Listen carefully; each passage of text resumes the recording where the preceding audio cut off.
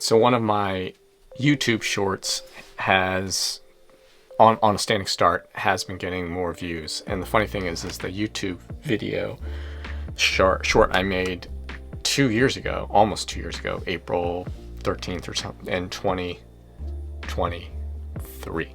And today is February 12th, 2025. I was just explaining to my wife which subject matter of my videos tends to get a lot of views, and standing starts for sure. Then me sprinting on the bike, either indoors or outdoors. And the only thing I can think of is why that appeals is cyclists are clearly watching it.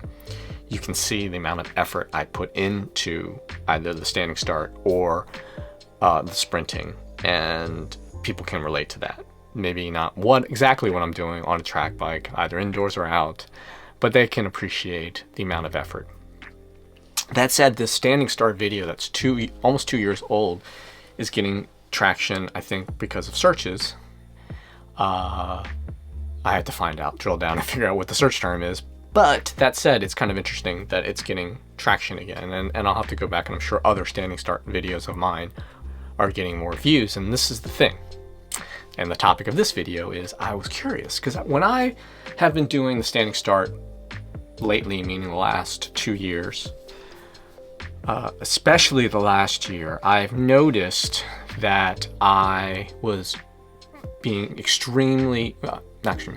more aggressive, particularly doing it indoors. I've never thought, prior to a year ago, maybe even 2 years, I never thought that doing a standing start indoors was remotely close to doing it in real life, outdoors, with a gait or with a holder.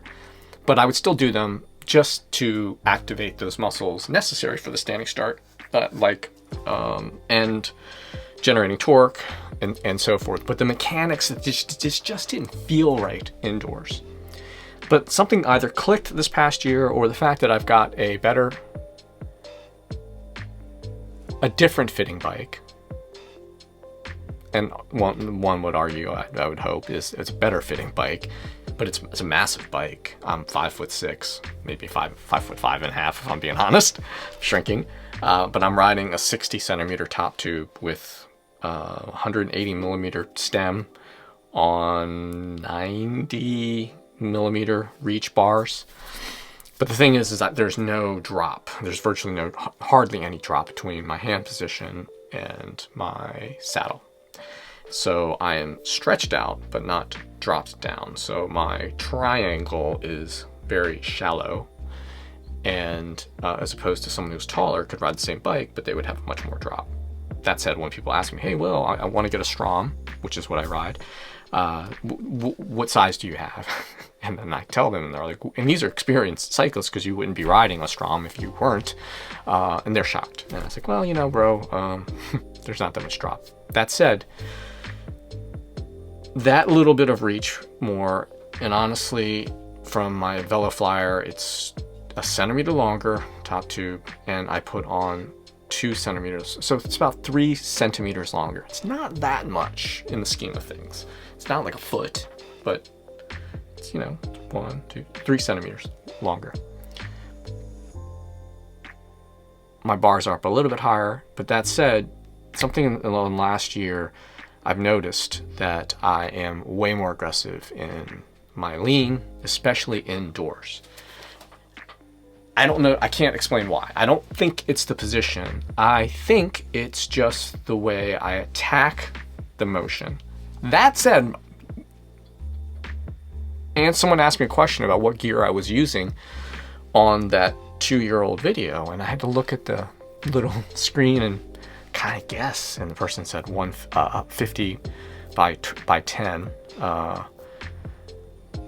gear ratio, and I'm like, I don't have a 10, so I know it's not that, but I know it's pretty big. Turns out it was a 60-14, which is like 115 inch. I had to go look at my old journal to the entries of what I was using back then, and it was a 60-14 for sure. Definitely before I left for Portugal that year. It's still big gear. You know, it's not 100 inch. 115 is pretty big for most people, especially indoors. But that said, the stuff I do now is in the realm of 135, 146 plus. So here's the thing. I was curious. What did it look like 2 years ago? Because like in my head, the last year doing these indoors, like I feel like I'm kind of attacking it more aggressively. And I was curious. And so I had to click morbid curiosity. I've been meaning to do this, but it's like someone asked me questions, so I might as well just watch the video. Clicked on the video and watched it.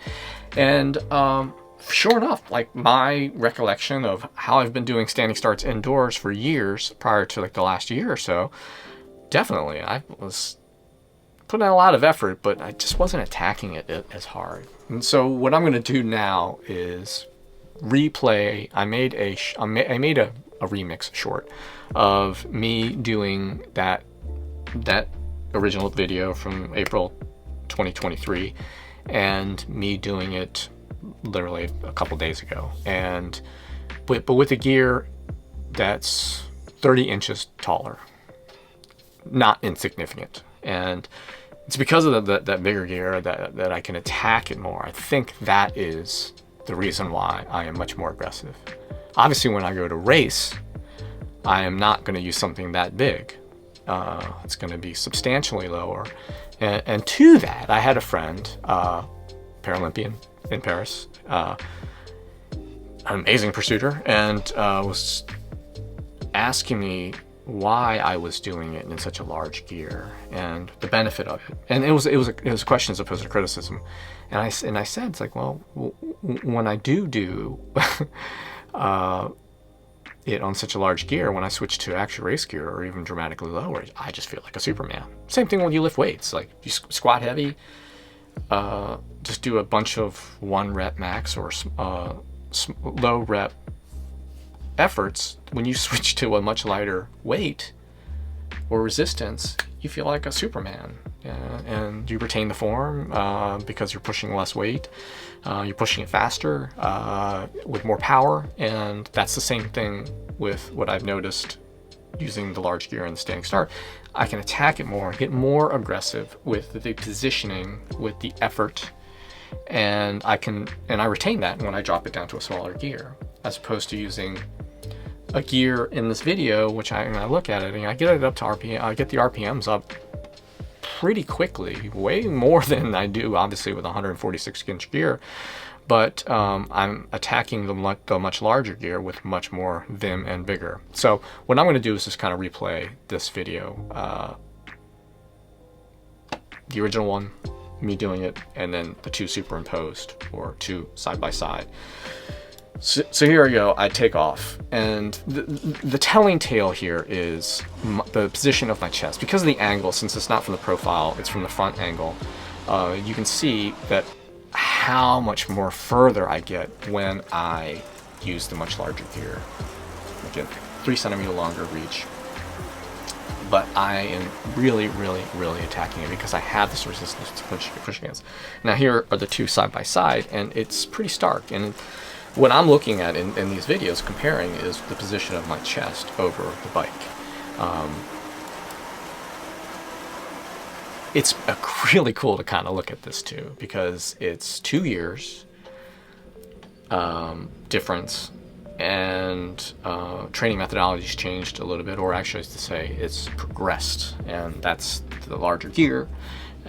But this is what I would tell people, and is try it with a much larger gear. Obviously, you have to work up to this. You know, your tendon strength, knee strength, everything else, interconnecting tissue and coordinating the muscles to drive such a large gear, or larger. You don't have to do what I'm doing, but do a larger gear than you're trying, and film it and see what the difference is. Absolutely fascinating to see these two, because like I said, in my mind for the last year, I'm like, man, when I do these indoor efforts, I feel like it is as close to outdoors as I've ever felt. And I'm getting my chest over. Of course, when I'm doing it in real time, I'm like thinking about a lot of other things as opposed to where my chest is. But I'm like, I'm kind of leaning forward more. And the video proves it.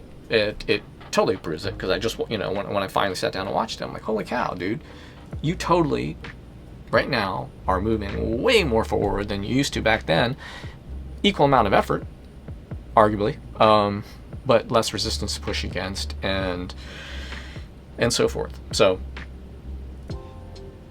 short story long, try bigger gear and see what it does for you as far as reproducing indoors what it's like out. Okay, so I had to come back and film this second part afterwards, because I don't think I communicated what I'm doing different over the last, starting from about a year ago, because the larger gear, what I think it's doing is giving me a much more initial resistance, to get much more aggressive about launching out of the gate or from your holder. And it's that commitment that I needed to simulate an indoor start compared to an outdoor start. The flywheel on the Le Mans trainer is significant, and but there's only so much inertia that low moment of inertia that has. Not getting too technical.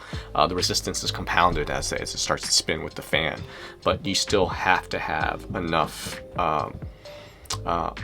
to increase the moment of inertia. So that's what that big gear does, and that gets you this commitment to just fully engaging yourself. To that, as I was thinking about after I filmed that initial talking head part, I've been experimenting with starting with time trial bars, pursuit bars, if you want to call them that, because I just like I thought you couldn't simulate an actual standing start with an indoor trainer like a Le Mans, which is the best one. I also thought you couldn't start as well on pursuit bars, TT bars, as you could in drops. I was wrong. I can start clearly as well with TT bars as I can with drop bars. And that's what this video showed. This video will show. I guess I'm gonna put this video after when I speak. Same gear, 65-12. Full commitment. You can see it. The angle of the cameras is slightly different. It's hard to replicate that, especially over a couple of years and a week or so. But you can see in that time trial bar start and my drop bar start in the Altius bars, how committed I am. You can see it in my muscles. I've been working on my upper body a little bit more the last few years, but just between the last two cuts of me on the Altius bars on my Stroms and my TT bars on my Stroms, I'm fully committed and fully engaged in driving that hip forward, driving everything in. And it's that large gear, that pushing, that feeling comfortable with lurched that far forward, that you're not going to flip, and that you're fully engaged in pushing that in. And so I wasn't sure if I really explained that well in the first cut of this video. So I wanted to add this. And what I'm going to show also are screenshots of each one of those starts. The one from 2 years ago, the one from a week or so ago on the Altius bars in my Strom, and yesterday I did the Strom starts with TT bars, and you can see this progression. The last two, not necessarily the progression, the last two, you can see the commonality between those two versus the first one. So I hope that helps. Enjoy this last bit.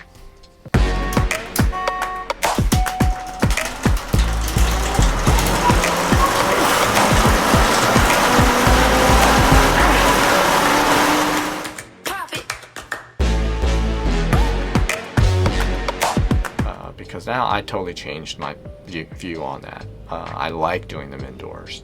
I don't feel like I'm giving away something as far as productivity time, but I just can't do it outdoors, especially right now because it's going to sleet, but it snowed last night, 6 inches at least, and I'm about to go play in the snow. So thanks for watching, and I hope this helps people, because the standing start is a really difficult skill to master, and I know this, and it is my bread and butter, and that's why people watch these videos as much as they do.